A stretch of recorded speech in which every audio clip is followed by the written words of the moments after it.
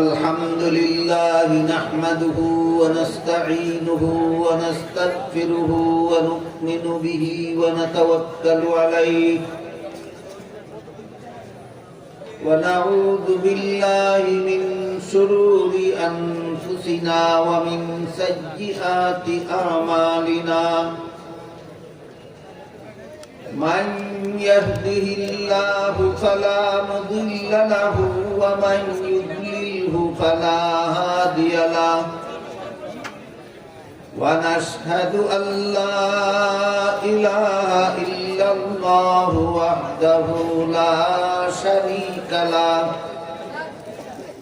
ونشهد أن سيدنا ونبينا ومولانا محمدا عبده ورسوله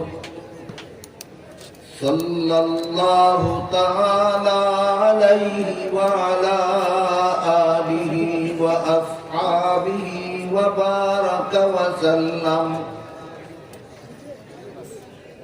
أما بعد فأعوذ بالله من الشيطان الرجيم بسم الله الرحمن الرحيم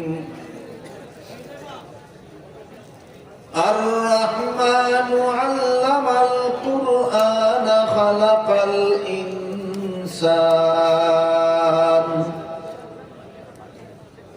وقال رسول الله صلى الله عليه وسلم خيركم من تعلم القرآن وعلمه أو كما قال عليه الصلاة والسلام শ্রদ্ধেয় সভাপতি হযরত উলামায়ে কেরাম, সম্মানিত সুধী সমাজ, দূর দূরান্ত থেকে আগত সর্বস্তরের মুসলমান ভাইয়েরা আমার ও আমার পর্দার আড়ালে বসা মা ও বোনেরা, পবিত্র কোরআনের সর্বমোট 114 সূরার মধ্যে এক সূরার নাম আছে সূরায়ে রহমান। সেই সূরায়ে রহমানের প্রথম 3টি আয়াত আমি আপনাদের সামনে তিলাওয়াত করেছি। তাতে আল্লাহ বলেন, আর রহমানু আল্লামাল কুরআনা খালাকাল ইনসান। এর অর্থ হলো দয়াল আল্লাহ কুরআন শিক্ষা দিয়েছেন, মানুষ সৃষ্টি করেছেন। প্রথম আয়াত হলো আর রহমান, এর অর্থ হলো দয়াল আল্লাহ। দ্বিতীয় আয়াত হলো আল্লামাল কুরআন, এর অর্থ হলো কুরআন শিক্ষা দিয়েছেন। তৃতীয় আয়াতটি হচ্ছে খালাকাল ইনসান, এর অর্থ হলো মানুষ সৃষ্টি করেছেন। এখানে আল্লাহ কুরআন শিক্ষা দিয়েছেন কথাটা আগে বলেছেন, আর মানুষ সৃষ্টি করেছেন কথাটা পরে বলেছেন। অথচ বাস্তবতা এর বিপরীত। আল্লাহ আগে মানুষ সৃষ্টি করার পর তাকে কুরআন শিক্ষা দিয়েছে। বুঝে থাকলে একটু দয়া করে বলুন তো, মানুষ সৃষ্টি করার আগেই তাকে কুরআন শিক্ষা দিয়েছিলেন না সৃষ্টি করার পর? সৃষ্টি করার পর। তাহলে আগে মানুষ সৃষ্টি করেছেন, পরে তাকে কুরআন শিক্ষা দিয়েছেন। কিন্তু বলতে গিয়ে আল্লাহ এভাবে বলেন, আল্লাহ আগে বলেন কুরআন শিক্ষা দিয়েছি, পরে বলেন মানুষ সৃষ্টি করেছে। এমন কেন বললেন? তার কারণ হলো সত্যিকারের মানুষ গড়ার শিক্ষা একমাত্র কুরআন শিক্ষা। কোরআন শিক্ষায় শিক্ষিত যদি না হয় আর কোরআন শিক্ষার পরশও যদি কারো অন্তরে না লাগে, তাহলে সে শিক্ষিত হতে পারে কিন্তু মানুষ হতে পারে না। তাহলে যে কোনো শিক্ষাই কি মানুষ গড়ার শিক্ষা, না একমাত্র কোরআন শিক্ষা মানুষ গড়ার শিক্ষা? এই তথ্যটা বুঝাবার জন্য আল্লাহ কোরআন শিক্ষা দিয়েছেন কথা আগে বলেছেন, আর মানুষ সৃষ্টি করেছেন কথাটা পরে বলেছেন। এই কথা বুঝাবার জন্য যে কোরআন শিক্ষাই হলো একমাত্র মানুষ গড়ার শিক্ষা। কোরআন শিক্ষা ছাড়া আর যত শিক্ষা জগতে আছে এইগুলি হয়তো ডাক্তার বানাবার শিক্ষা হতে পারে, ইঞ্জিনিয়ার বানাবার শিক্ষা হতে পারে, বিজ্ঞানী বানাবার শিক্ষা হতে পারে, কিন্তু মানুষ গড়ার শিক্ষা একমাত্র কোরআন শিক্ষা। এটা কিভাবে তা আমরা একটু বোঝার চেষ্টা করি। আমি আশা করি আপনারা অনেকেই জানেন যে বর্তমান দুনিয়াতে যে সমস্ত ইহুদি খ্রিস্টানের দেশ আছে, সেই দেশগুলিতে শিক্ষা ব্যবস্থা আমাদের বাংলাদেশের তুলনায় অনেক উন্নত মানের এবং অনেক শক্তিশালী, অনেক বলিষ্ঠ শিক্ষা ব্যবস্থা। তাদের দেশের শিক্ষা ব্যবস্থা কেমন বলিষ্ঠ, এর উদাহরণ হলো তাদের দেশে একটা মানুষও অশিক্ষিত থাকার কোনো সুযোগ নেই। প্রতিটি সন্তানকে তার মা বাবার পক্ষ থেকে 7 বছর বয়সে স্কুলে লেখাপড়া করার জন্য ভর্তি করাতেই হয়, আর 17 বছর বয়স পর্যন্ত লেখাপড়া চালাতেই হয়। কোন সন্তানের পিতামাতা যদি সন্তানের 7 বছর থেকে 17 বছরের ভিতরে লেখাপড়া বন্ধ করে, তাহলে সরকার ওই সন্তানের মা বাবাকে জেলখানায় বন্দী করে রেখে সন্তানটাকে সরকার নিজ দায়িত্বে লালন পালন করে লেখাপড়া শেখায়। এইরকম উন্নত বলিষ্ঠ শিক্ষা ব্যবস্থা এখনো বাংলাদেশে চালু হয়নি। এখনো বাংলাদেশের কোন সন্তানের পিতামাতা ইচ্ছা করলে তাদের কোন রকমের শিক্ষা না দিয়া মূর্খ বানাবার সুযোগ আছে, কিন্তু ইহুদি খ্রিস্টানদের দেশের কোন পিতামাতা তার সন্তানকে মূর্খ বানাবার কোনো সুযোগ নাই। তাদের দেশে একটা নাগরিকও অশিক্ষিত থাকার কোনো সুযোগ নেই। এই কথাগুলি বুঝে থাকলে বলুন তো, বাংলাদেশের শিক্ষা ব্যবস্থা বেশি উন্নত মানের না ইহুদি খ্রিস্টানদের দেশের শিক্ষা ব্যবস্থা বেশি উন্নত মানের? ইহুদি খ্রিস্টানদের। এবার লক্ষ্য করুন তাদের মনুষ্যত্বের অবস্থা। বর্তমান দুনিয়ার ইহুদি খ্রিস্টানদের দেশের সরকারি আইনে, তাদের দেশে যে আইন পাশ করা আইন, সরকারি আইন, সেই আইন মতে নারী পুরুষের সমান অধিকার।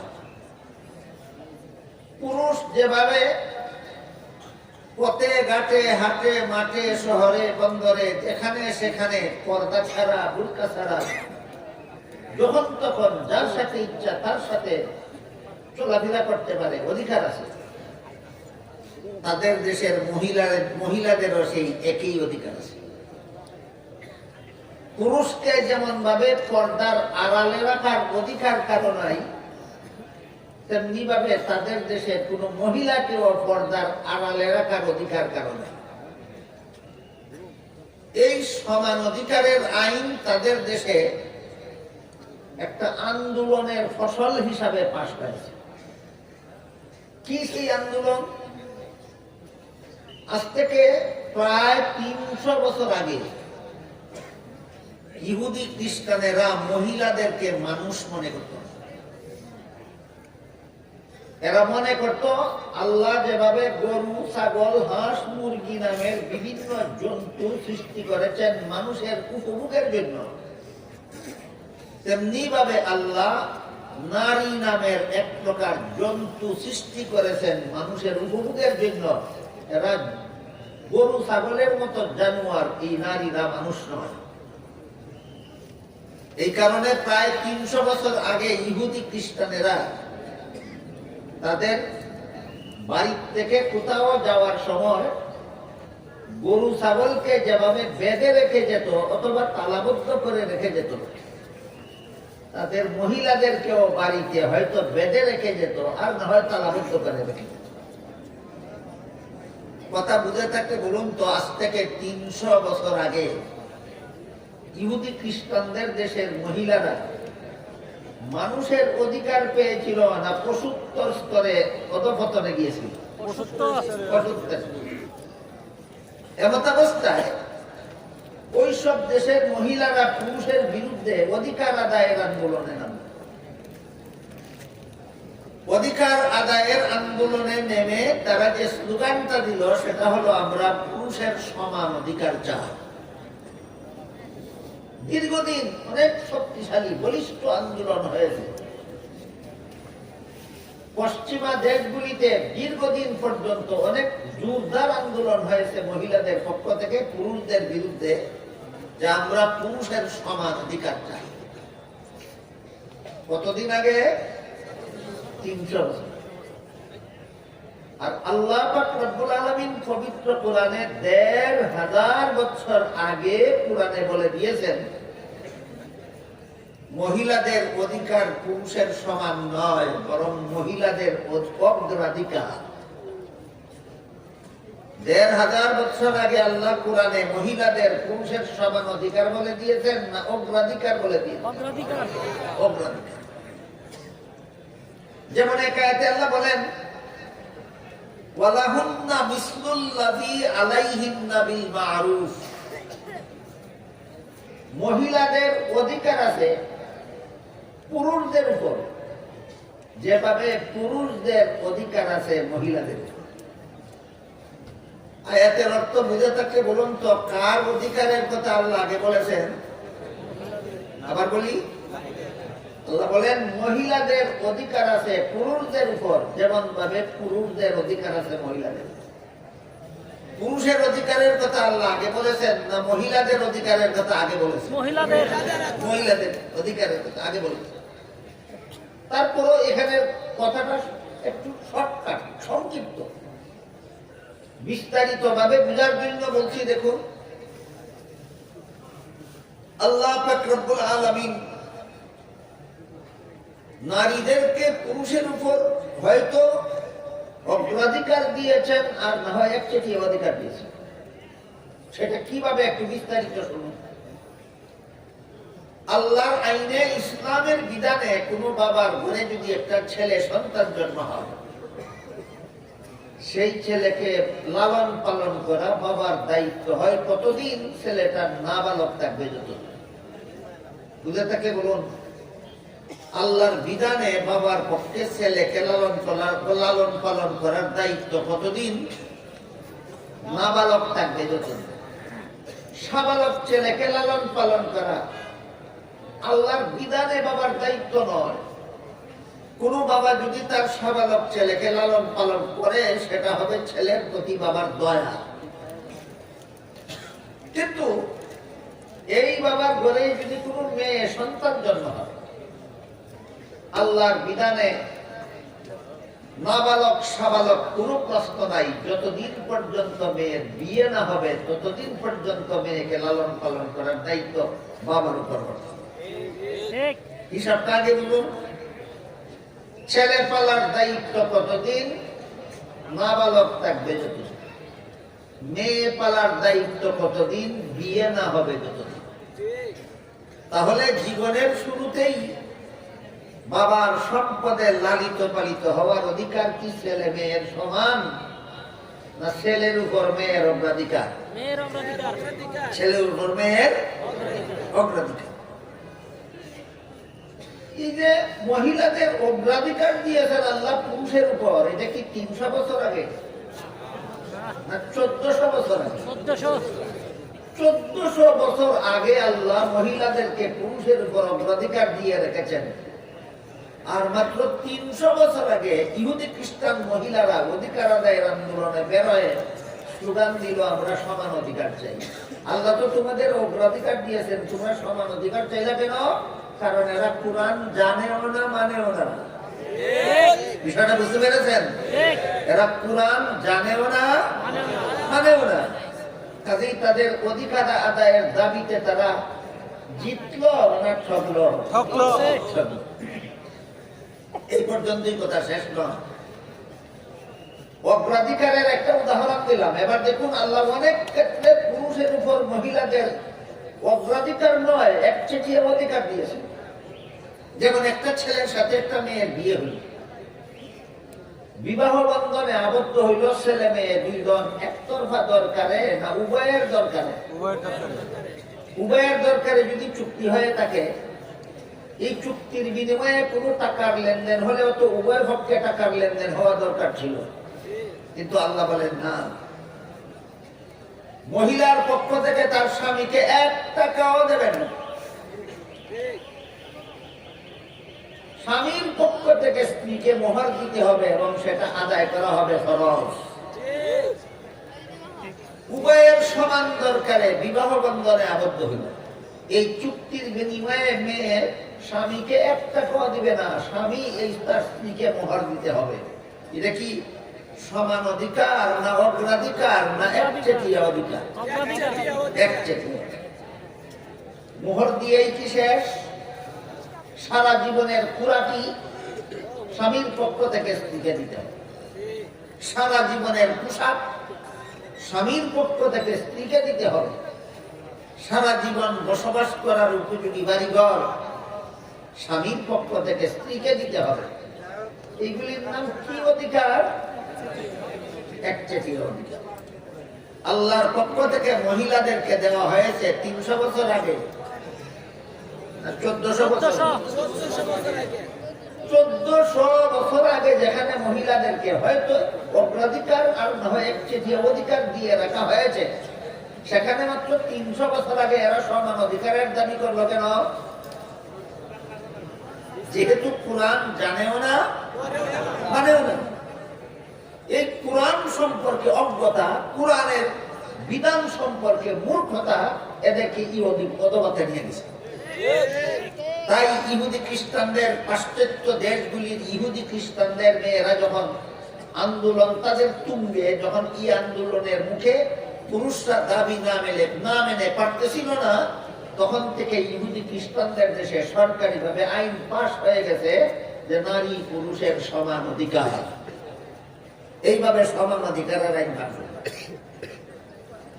আমার কথাগুলি বুঝে থাকে বলুন তো, ন্যায্য দাবির ভিত্তিতে না ভুল দাবির ভিত্তিতে?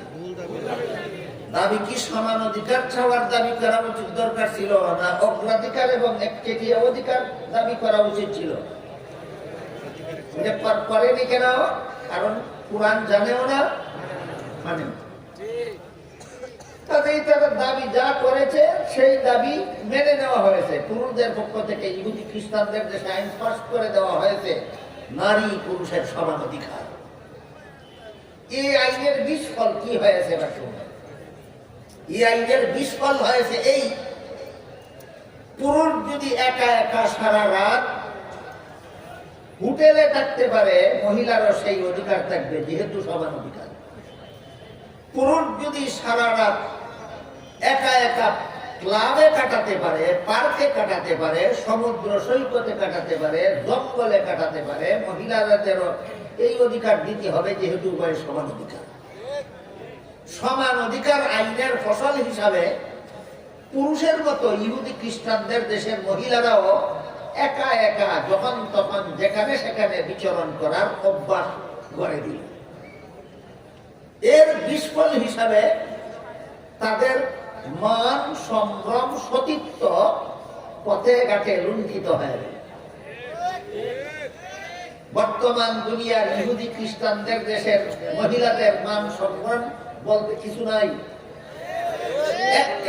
একেবারে জলাঞ্জলি গেছে। এদের মান সম্ভ্রম বলতে কিছু নেই। সমান অধিকারের দাবিতে একটা মহিলা একটা পুরুষের সাথে হোটেলে থাকে, তার মান ইজ্জত সেখানেই লুণ্ঠিত হয়ে যায়। সমান অধিকারের নামে একটা মহিলা আরেক রাত ক্লাবে থাকে আরেকটা পুরুষের সাথে, তার বাণিজ্যত ক্লাবেই লুণ্ঠিত হয়ে যায়। আরেক রাত অতিবাহিত করে পার্কে, তার ইজ্জত মান ইজ্জত পার্কেই লুণ্ঠিত হয়ে যায়। আরেক রাত অতিবাহিত করে সমুদ্র সৈকতে, তার বাণিজ্য সমুদ্র সৈকতেই লুণ্ঠিত হয়। ফলে তাদের মহিলারা বিয়ের আগেই কুমারী মা হতে লাগে। কুমারী মা বুঝেন? কুমারী মানে অবিবাহিতা। অবিবাহিতা অবস্থায় ইহুদি খ্রিস্টানদের মেয়ে সন্তানের মা হতে লাগলো। কোন আইনের ফসল? সমান অধিকার আইন। এখন সন্তানের জন্ম নিবন্ধন তো আর বাবার নামে করার সুযোগ নাই। কারণ একটা মহিলা এক রাত্রি একটা হোটেলে একটা পুরুষের সাথে কাটাইলো, আরেক রাত্রি একটা ক্লাবে আরেকটা পুরুষের সাথে যাপন করলো, আরেক রাত্রি একটা ক্লাবে আরেক পুরুষের সাথে যাপন করলো, আরেক রাত্রি যাপন করলো সমুদ্র সৈকতে আরেকটা পুরুষের সাথে, আরেক রাত্রি যাপন করলো আরেকটা পুরুষের সাথে জঙ্গলে। কোন পুরুষের সাথে রাত্রি যাপন করার কারণে তার গর্ভে সন্তান আসলো, গর্ভবতী মহিলা নিজেও জানে না। এই সমস্যার সমাধান ইহুদি খ্রিস্টানদের দেশে করা হয়েছে এভাবে যে সন্তানের জন্ম নিবন্ধন বাবার নামে করতে হবে না, সন্তানের জন্ম নিবন্ধন তাদের দেশে মায়ের নামে হয়। আমার কথা বুঝে থাকলে বলুন, বর্তমান দুনিয়ার ইহুদি খ্রিস্টানদের সন্তানের জন্ম নিবন্ধন বাবার নামে হয় না মায়ের নামে? কেন? সন্তানের বাবা কে এটা অনেক ক্ষেত্রে সন্তানের মাও জানে না। সন্তানের মাই যদি জানে না বাবাকে, বাবার নামে নিবন্ধন হবে কিভাবে? এই অবস্থাতেই বর্তমান দুনিয়ার ইহুদি খ্রিস্টানদের দেশের সন্তানদের জন্ম নিবন্ধন হয়। আমার কথা শুনলেন, যদি কারো বিশ্বাস না হয় তাহলে আপনি যান আমেরিকাতে গিয়ে দেখে আসেন, কানাডায় গিয়ে দেখে আসেন, ইংল্যান্ডে গিয়ে দেখে আসেন, ফ্রান্সে গিয়ে দেখে আসেন, জার্মান গিয়ে দেখে আসেন, জাপান গিয়ে দেখে আসেন। যদি বিপরীত পান আপনার আসা যাওয়ার খরচ আমি দেব, আর যদি সঠিক পান, এই সব দেশ আমার চোখে দেখে এসেছে, দেখে এসে বলতেছে তাদের দেশে সন্তানের জন্ম নিবন্ধন বাবার নামে হওয়ার কোনো উপায় নাই। সমান অধিকারের অভিশপ্ত আইন, তাদের এই জিনিস বিলুপ্ত হয়ে গেছে আইনের কারণে। এখন এদের সন্তানের বাবা শনাক্ত করার কোনো উপায় বাকি নাই। এই জন্য বর্তমান দুনিয়ার ইহুদি খ্রিস্টানদের দেশের সন্তানদের জন্ম নিবন্ধন বলুন কার নামে হয়? মায়ের নামে হয়। সন্তানের বাবা কে এটা সন্তানের মাও অনেক সময় জানে না। এবার বলুন, অবস্থা বুঝে থাকলে সন্তানের পরিচয় বাবার নামে না হয়ে মায়ের নামে হওয়া, এটা কি মনুষ্যত্ব না পশুত্ব? এই কথাটা যদি এখনো কারো বোঝার বাকি থাকে তাহলে আরেকটু খোলাসা করে বলি। আমি আশা করি আপনারা আপনাদের এলাকার পথে ঘাটে কুকুরি ঘোরাফেরা করতে দেখে থাকবেন অবশ্যই। এর মধ্যে একটা মৌসুমে কুকুরিগুলি বাচ্চাও দেয়, একটা দুটা বাচ্চা দেয় না, অনেকগুলি বাচ্চা দেয়। আবার কোনো সময় কেউ কুকুরির একটা দুইটা বাচ্চা পালার জন্য নিয়ে যায়, পালতে নিয়ে যায়। বলুন তো, কোন কুকুরের বাচ্চা চিনে নেয় না কোন কুকুরির বাচ্চা চিনে নেয়? বলুন, কুকুরের বাচ্চা চিনে নেয় না কুকুরির বাচ্চা চিনে নেয়? কেন? কারণ কোন কুকুরে এই বাচ্চা জন্ম দিয়েছে কেউ জানে। তাইলে কুত্তার বাচ্চা যেভাবে কোন কুত্তা জন্ম দিছে কেউ জানে না, শুধু কোন কুত্তিয়ে জন্ম দিছে এটা মানুষে জানে। ঠিক তেমনি ভাবে তাদের দেশের মানুষের বাচ্চা কোন পুরুষে জন্ম দিছে কেউ জানে না, কোন মহিলা জন্ম দিছে এটা জানে। তাহলে তাদের দেশে মানুষের বাচ্চা মানুষের মতোই জন্ম হয় না কুকুর শ্রীগাল বিড়ালের মতোই জন্ম হয়? শিক্ষার অভাবে আমার প্রথম দিকের কথাগুলি স্মরণ করুন। তাদের দেশের শিক্ষা ব্যবস্থা বাংলাদেশের মতো দুর্বল, অনেক শক্তিশালী। মনুষ্যত্বের অবস্থা বিলুপ্ত। শিক্ষা ব্যবস্থা অনেক শক্তিশালী, মনুষ্যত্ব বিলুপ্ত। মনুষ্যত্ব বলতে নাই। তাদের মানুষের সন্তান মানুষের মতো জন্ম হয় না, তাদের সন্তান পশু জানোয়ারের মতো জন্ম হয়। বুঝে থাকে? এবার বলুন, কেন তাদের দেশে মানুষের সন্তান জানোয়ারের মতো জন্ম হয়? কেন? শিক্ষার অভাবে না। তাহলে কিসের অভাবে? একমাত্র কোরআন শিক্ষার অভাবে। কারণ কোরআন শিক্ষায় যারা শিক্ষিত অথবা কোরআন শিক্ষার আলোতে যাদের অন্তর আলোকিত, এরা মনে প্রাণে বিশ্বাস করে বিয়ে ছাড়া সন্তান জন্ম দেওয়া হারাম। এই শিক্ষা তাদের দেশে না। বিয়ে ছাড়া সন্তান জন্ম দেওয়া হারাম। বিয়ে ছাড়া সন্তান জন্ম দিলে এই সন্তান মানুষের মতো জন্ম হয় না, হাইওয়ান জানোয়ারের মতো জন্ম হয়। এই কথার চর্চা তাদের দেশে নাই, আছে বাংলাদেশে। কাজেই আমার কথাগুলি বুঝে থাকলে এবার বলুন তো, তাদের শিক্ষাটা কি মানুষ গড়ার শিক্ষা? না। তাদের শিক্ষা ডাক্তার গড়ার শিক্ষা হতে পারে, তাদের শিক্ষা ইঞ্জিনিয়ার গড়ার শিক্ষা হতে পারে, তাদের শিক্ষা বিজ্ঞানী গড়ার শিক্ষা হতে পারে, তাদের শিক্ষা অনেক কিছুর শিক্ষা হতে পারে, কিন্তু মানুষ গড়ার শিক্ষা হলো একমাত্র কোরআন শিক্ষা। এই কথাটা বোঝাবার জন্য আল্লাহ আগে বলেছেন কোরআন শিক্ষা দিয়েছি, পরে বলেছেন মানুষ সৃষ্টি করেছি। গেল তাদের দেশের অবস্থা। এবার আমরা একটু আমাদের নিজেদের দেশের অবস্থা আলোচনা করে দেখি আমরা কোন অবস্থায় আছি। আমার জানা মতে আমাদের বাংলাদেশের যত জাগতিক শিক্ষা প্রতিষ্ঠান আছে, ধর্মীয় শিক্ষা প্রতিষ্ঠানগুলি প্রধানত দুই ভাগে বিভক্ত। কতগুলি ধর্মীয় শিক্ষা প্রতিষ্ঠানের নাম মক্তব, যেগুলিতে ছোট ছোট ছেলে মেয়েরা সকালবেলা লেখাপড়া করে, ওই কলেমা কালাম উজুগুতো লেখু শিখে। আর কতগুলি ইসলামী শিক্ষা প্রতিষ্ঠানের নাম মাদ্রাসা বা জামিয়া, এগুলিতে ইসলামের মাধ্যমিক শিক্ষা এবং উচ্চতর শিক্ষা প্রদান করা হয়।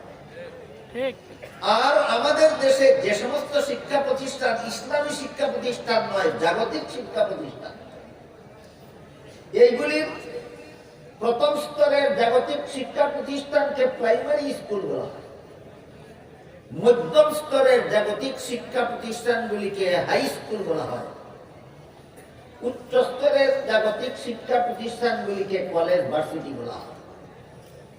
আমাদের বাংলাদেশে যত প্রাইমারি স্কুল, যত হাই স্কুল, যত কলেজ, যত ভার্সিটি আছে, আমার জানা মতে এই সমস্ত শিক্ষা প্রতিষ্ঠানের কোন একটি পাঠ্য বইয়ে লেখা নাই বিয়া ছাড়া সন্তান জন্ম দেওয়া হারাম।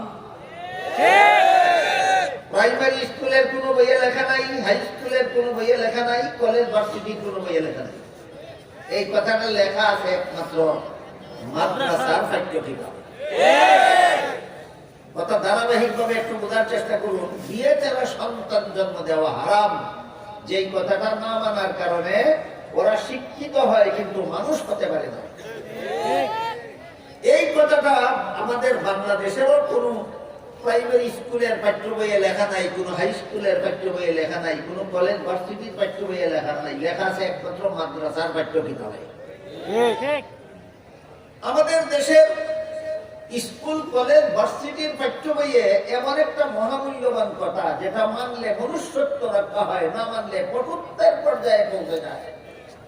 এত বড় মহামূল্যবান কথাটা প্রাইমারি স্কুলের বইয়ে লেখা নাই কেন, হাই স্কুলের বইয়ে লেখা নাই কেন, কলেজ ভার্সিটির বইয়ে লেখা নাই কেন, এই কারণটাও আপনাদের সকলের জানা থাকা দরকার।